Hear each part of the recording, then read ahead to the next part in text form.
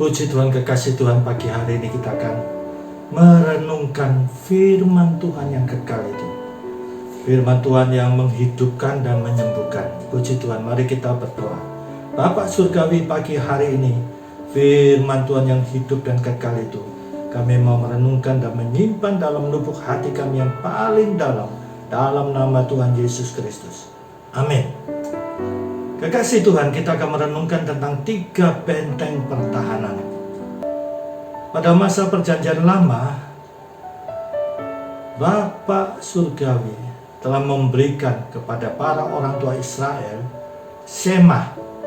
Shema ini adalah syahadat atau credo atau pengakuan iman. Kita bisa membaca di dalam Ulangan pasal 6 ayat 4 dan selanjutnya. Ulangan pasal 6 ayat 4. Dengarlah hai orang Israel, Tuhan itu Allah kita.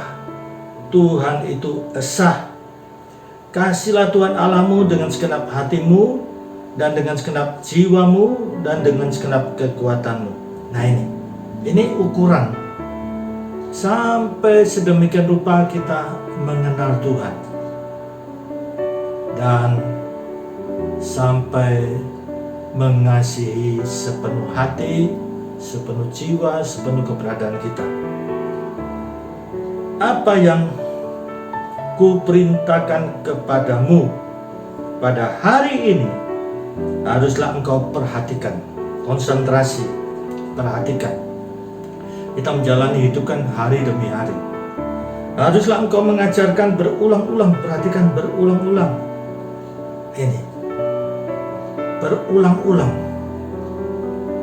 kepada anak-anakmu dan membicarakannya apabila engkau duduk di rumahmu, apabila engkau sedang dalam perjalanan, apabila engkau berbaring, dan apabila engkau bangun.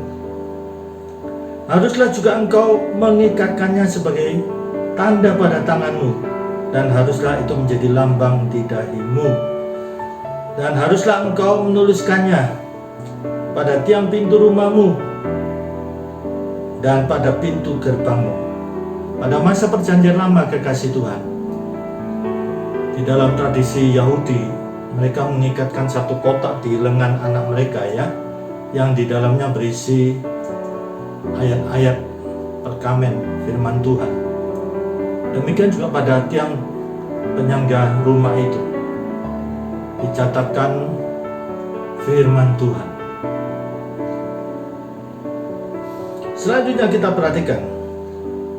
Maka apabila Tuhan Allahmu telah membawa engkau masuk ke negeri yang dijanjikannya dengan sumpah kepada nenek moyangmu, yakni Abraham, Ishak, dan Yakub, untuk memberikan kepadamu kota-kota yang besar dan baik yang tidak kau dirikan. Lihat, ini janji Tuhan. Janji yang dengan sumpah Tuhan.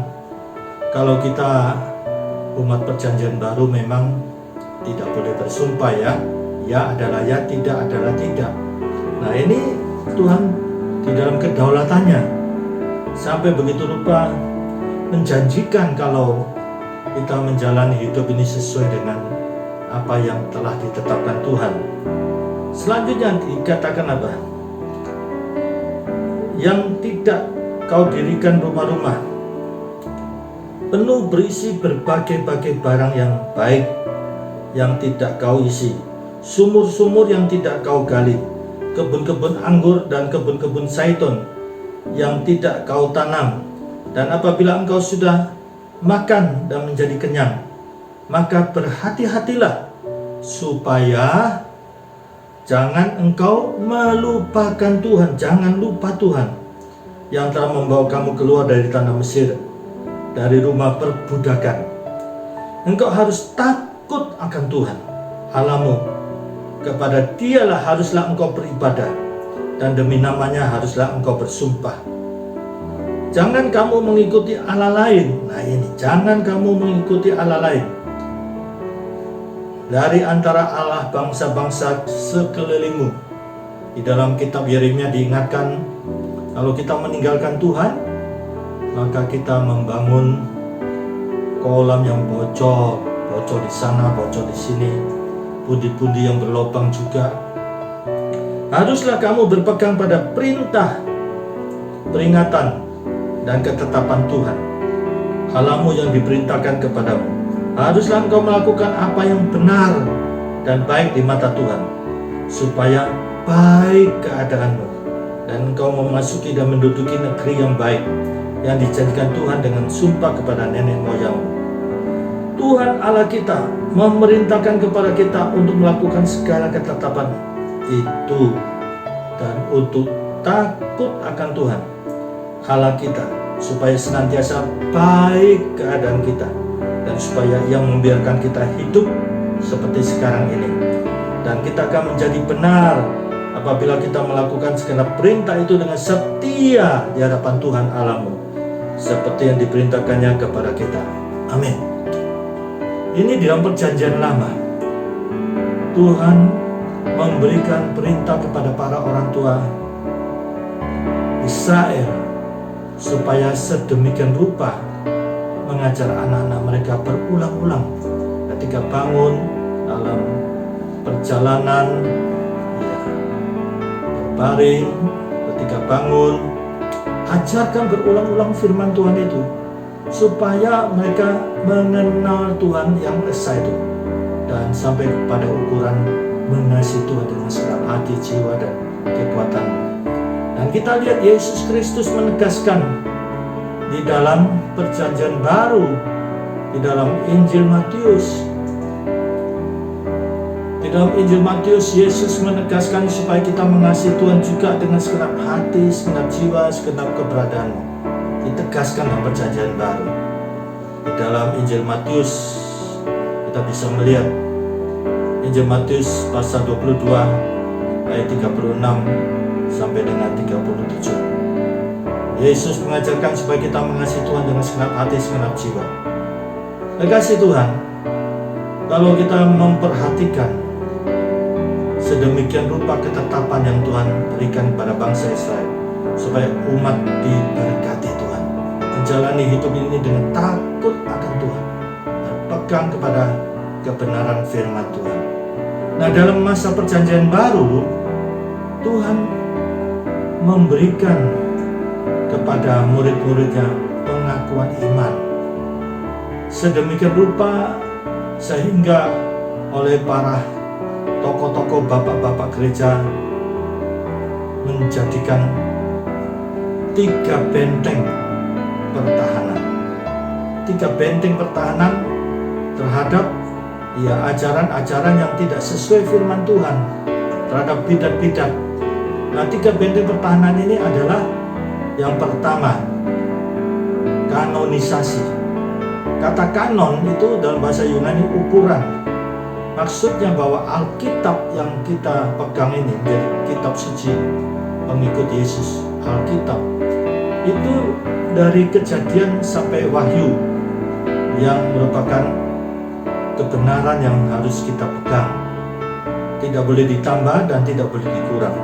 Kita memperhatikan di dalam Injil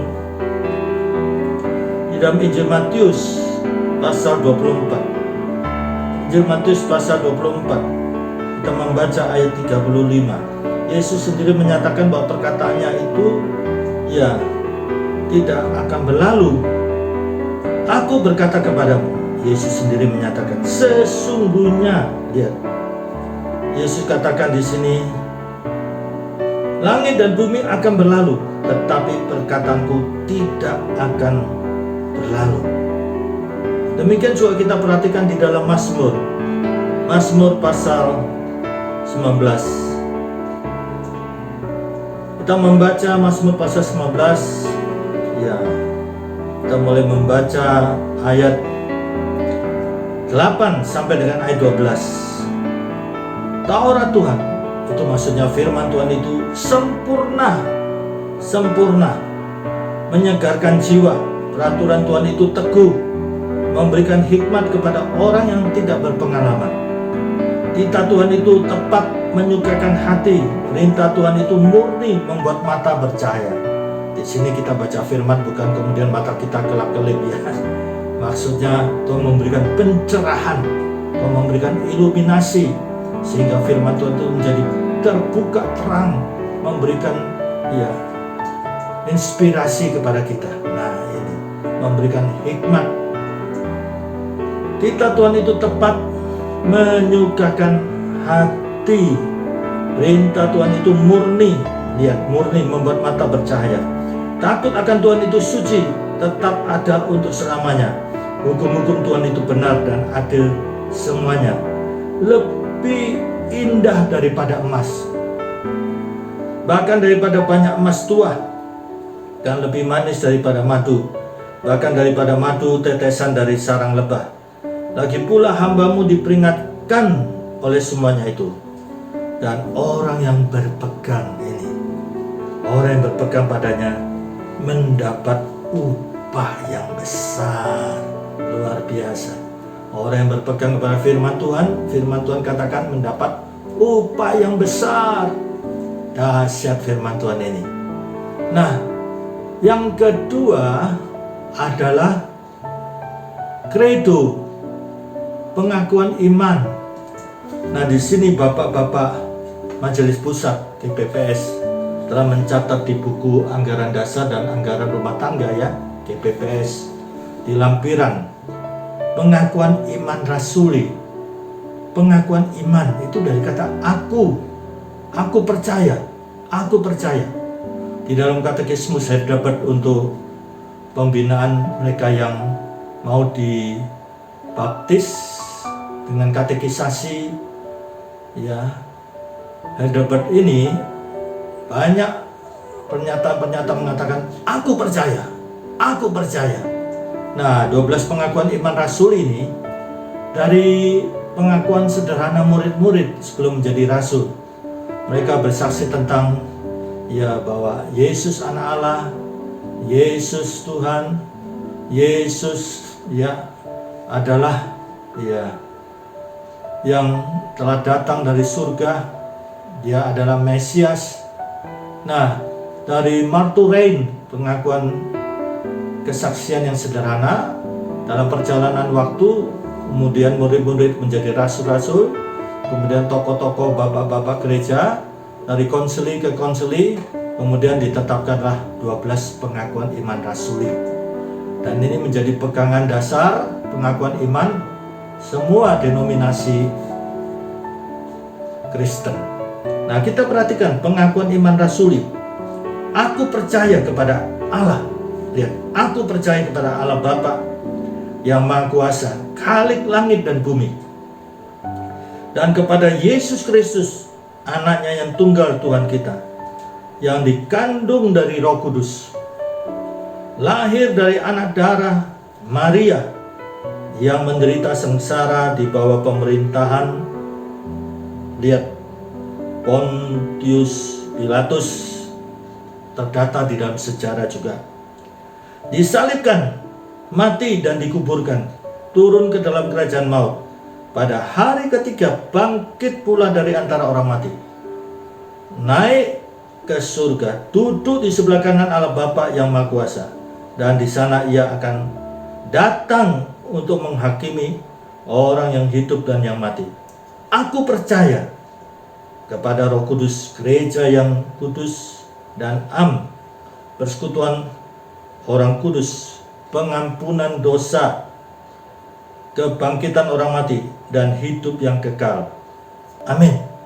Ini merupakan Konsili Nisia tahun 303 Masehi.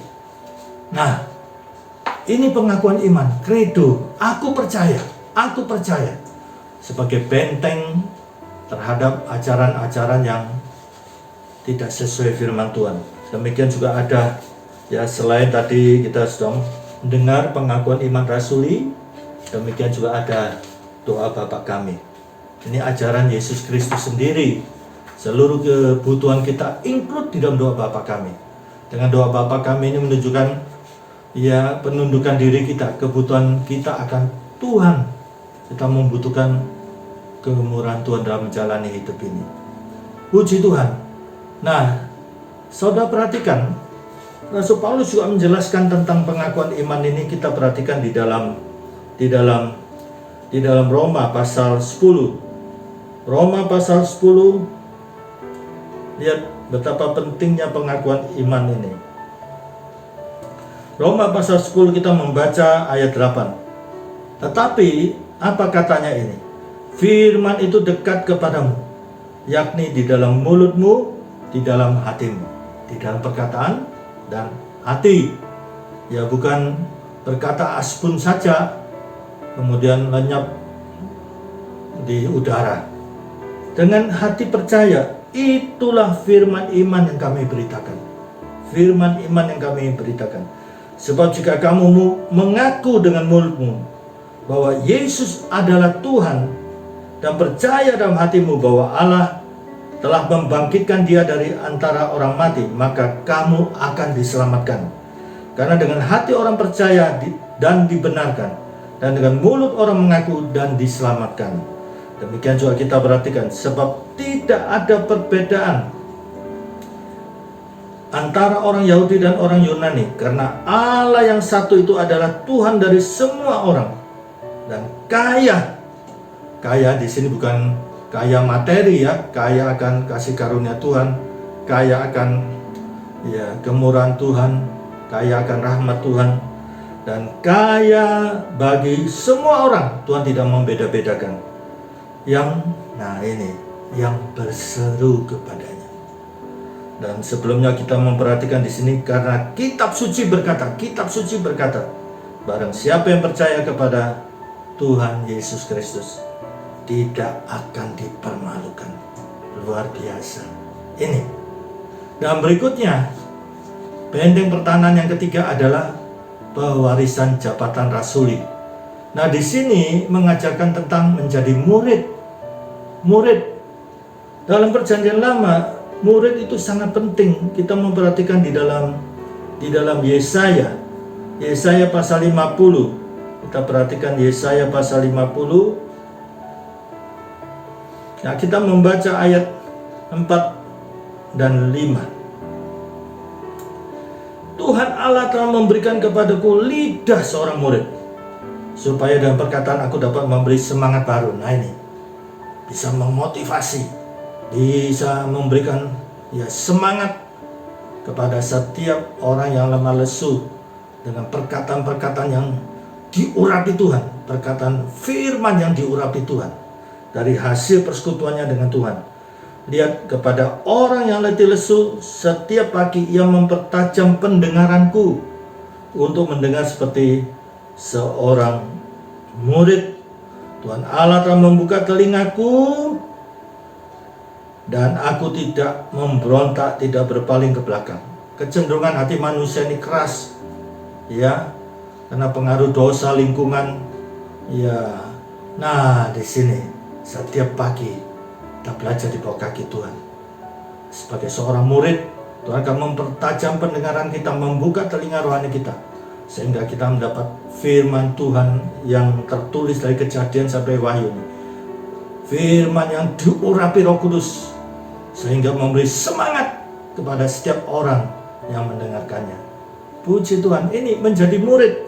Kemudian Yesus juga menjelaskan, kita lihat di dalam Yohanes pasal 8. Kita perhatikan Yohanes pasal 8. Apakah seorang murid itu? Kita membaca ayat 31 dan 32. Maka kata Yesus Kristus kepada orang-orang Yahudi yang percaya kepadanya, jikalau kamu tetap dalam firman-Ku, kamu benar-benar adalah murid-Ku, dan kamu akan mengetahui kebenaran, dan kebenaran itu akan memerdekakan kamu. Lihat di sini Yesus menyatakan, kalau kamu tetap di dalam firman-Ku, kamu benar-benar murid-Ku. Berarti ada murid-murid yang aspal, ya, kelihatannya asli tapi palsu.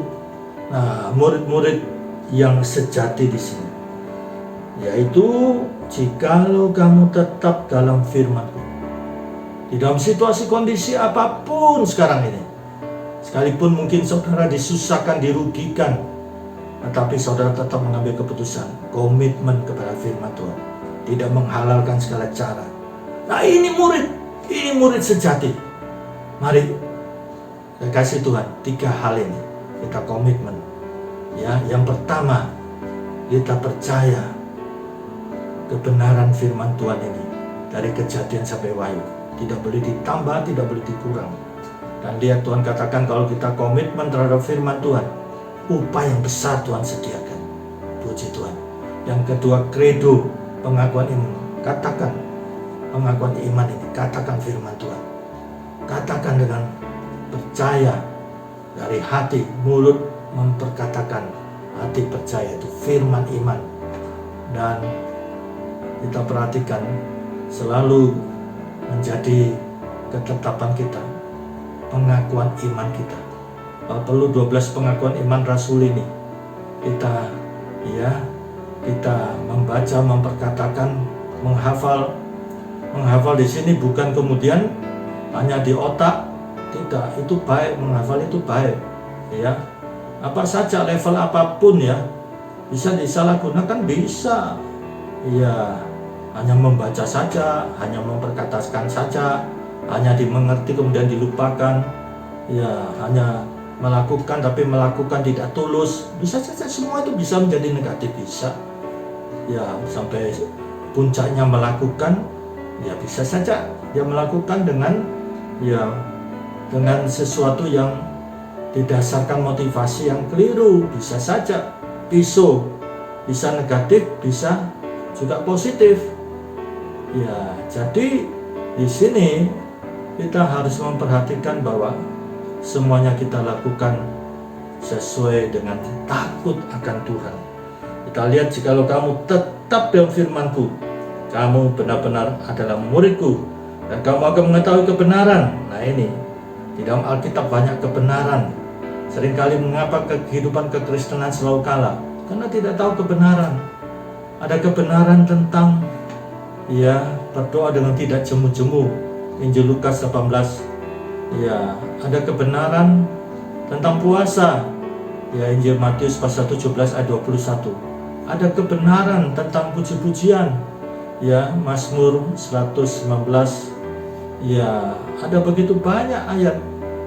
Kekasih Tuhan, di sini, ya, kalau kita melakukan kebenaran itu, maka kita mengalami, ya, kemerdekaan.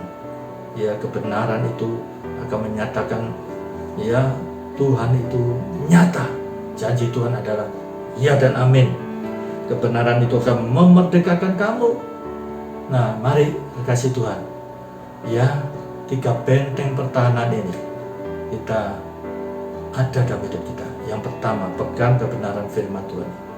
Dari Kejadian sampai Wahyu, tidak boleh ditambah, tidak boleh dikurang. Tuhan memberikan upah yang besar. Yang kedua, kita memperkatakan dan hati yang percaya, credo, pengakuan iman. Ya, 12 pengakuan iman Rasul kalau perlu. Aku percaya. Itu benteng pertahanan. Ya, kalau firman Tuhan itu di dalam kita, sebagaimana Yesus katakan di dalam Injil Yohanes 15, ya, seperti carang melekat pada pokok anggur. Kalau kita di dalam Yesus, firman Tuhan di dalam kita, maka apa saja yang kita minta, Tuhan akan nyatakan. Supaya apa? Bapa dipermuliakan. Dengan demikian kita adalah murid Kristus. Bahkan ditegaskan lagi ayat 16, Tuhan memilih kita untuk menjadi berkat. Ya, kita pergi menjadi berkat, berbuah, dan buah kita tetap, bukan semu. Dan dikatakan apa? Apa yang kita minta, ya, maka Tuhan akan nyatakan. Nah, ini tentunya kita tidak minta yang nyeleneh, ya, karena firman Tuhan ada di dalam kita. Nah, mari, bagaimana firman itu ada di dalam kita? Minimal kita bisa menghafal.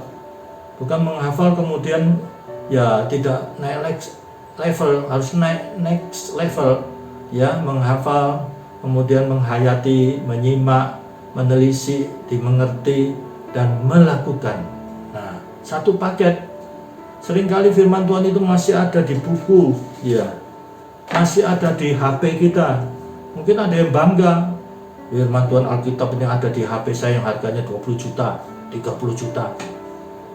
Padahal firman Tuhan katakan apa? Yesus mengatakan sendiri, kalau engkau di dalam aku dan firmanku di dalam kamu, bukan di dalam handphone, bukan di dalam buku, ya, bukan di laptop, tapi di dalam dirimu yang adalah gambar Allah, yang diciptakan menurut gambar dan rupa Allah, yang lebih berharga ya daripada burung-burung bunga bakung, ya, lebih berharga dari HP-mu yang harga mungkin 30 juta, 40 juta, laptopmu yang harga 30, 40, 50 juta. Nah, mari firman Tuhan itu ada di dalam kita, manunggal di dalam kita. Caranya bagaimana? Menghafal, ya. Setelah menghafal harus naik next level. Menghafal itu baik, ya, memperkatakan, naik lagi next level, ya. Kita menghayati, mencamkanlah seperti Yesus katakan, camkanlah, ya. Masakan orang pilihan yang berseru siang malam, Tuhan merem, ya, camkanlah. Injil Lukas 18, ya. Nah, dimengerti, kemudian dilakukan dalam hidup sehari-hari, saudara akan menjadi orang-orang yang diberkati Tuhan. Puji Tuhan, amin. Mari kita berdoa. Bapa Surgawi, setiap pribadi pagi hari ini, mereka yang di dalam kelemahan, di dalam kesedihan, kesusahan, dengan beban-beban yang begitu banyak, dampak dari wabah yang terjadi sekarang ini, kami sebagai hamba Tuhan memohon belas kasihan Tuhan. Bahkan yang sakit sekarang ini Tuhan, harapan kami hanyalah Tuhan, dan Tuhan tidak pernah mengecewakan. Orang yang berharap kepada Tuhan, pasti Tuhan perhatikan, tidak akan kecewa, tidak akan dipermalukan. Puji Tuhan, sesuai firman-Mu Tuhan. Kami sebagai hamba Tuhan, kami berseru dalam nama Tuhan Yesus Kristus, dalam nama Tuhan Yesus Kristus, dalam nama Tuhan Yesus Kristus. Tangan Tuhan menjamah setiap pribadi pagi hari ini. Tuhan tolong sepanjang hari ini. Puji Tuhan, berkati bangsa negara kami Indonesia, para pemimpin bisa mengatasi wabah virus ini, dan vaksin yang telah diterapkan, Tuhan berkati menjadi efektif, efisien. Indonesia Tuhan bela, Tuhan jauhkan dari mereka yang mau merusak negara ini. Tuhan lindungi bangsa negara kami yang kami cintai. Tuhan memberkati NKRI. Kasih karunia Bapa Surgawi, kasih Tuhan Yesus, dan persekutuan Roh Kudus menyertai saudara mulai sekarang ini sampai Maranatha Tuhan Yesus datang kembali. Dalam nama Tuhan Yesus Kristus. Amin. Puji Tuhan, Tuhan.